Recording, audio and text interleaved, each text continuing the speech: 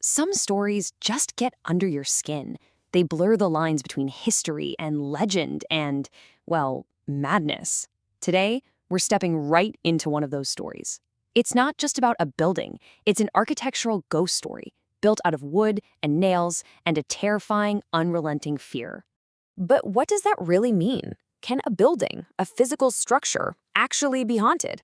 Or could it be something else? Could it be the manifestation of a haunting, a place designed not for the living, but for the dead?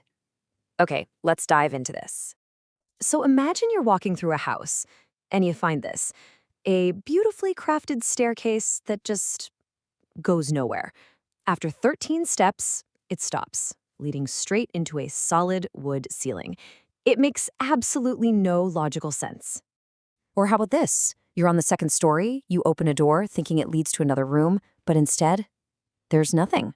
Just open air and a straight drop to the ground below. I mean, why would anyone build something like that? See, this wasn't just a house with a few strange quirks. No, this is a sprawling, chaotic labyrinth, a mansion built without any master blueprint, a place that seems like it was designed to trap whatever or whoever walked its halls.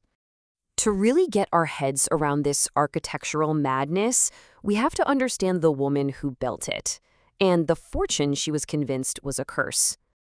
And this is her, Sarah Winchester. Back in the late 19th century, she was one of the wealthiest women in the entire world. Her husband was William Wirt Winchester, the heir to a massive empire built on one single, very famous American product.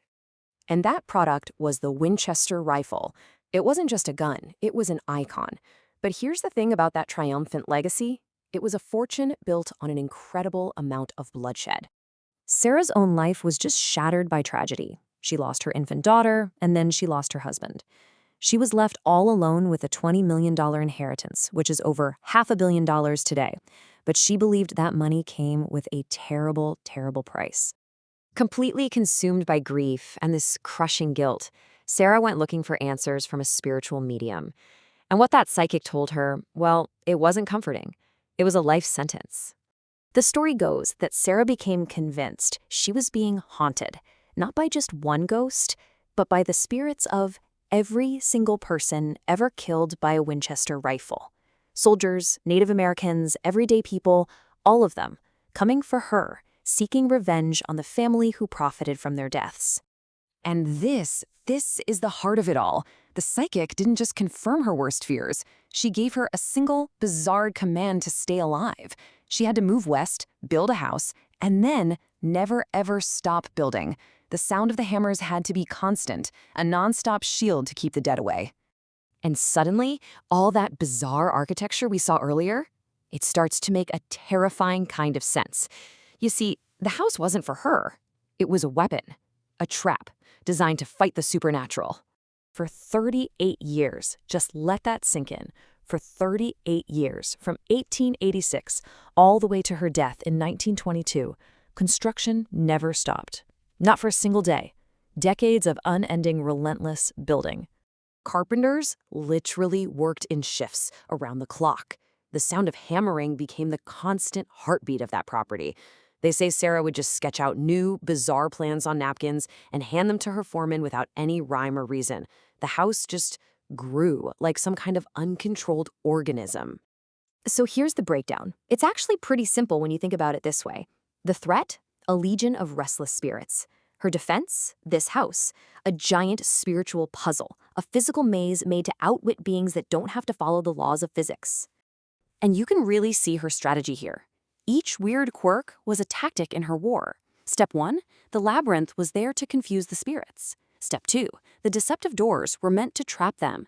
Step 3, those stairways to nowhere, they were decoys to mislead them. And the final, most important rule, Step 4, never stop building. The constant noise and change was her only real protection. Of course, every story has to end. But for a project that was designed to be endless, the end, well, it was always going to be sudden.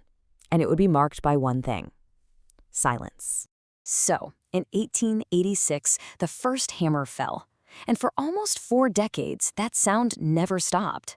Then, One day in September 1922, Sarah Winchester died peacefully in her sleep. And just like that, the hammering went silent. I mean, instantly, the moment the news of her death reached the work crews, tools were dropped, nails were left half-hammered into walls. The construction had continued for as long as she lived, just like the prophecy demanded. And so the house was left frozen in time in that exact moment, forever unfinished. And that leaves us with this final haunting question. Was the Winchester mansion really a brilliant trap that actually contained the spirit she feared? Or was it just the physical form of her own personal prison?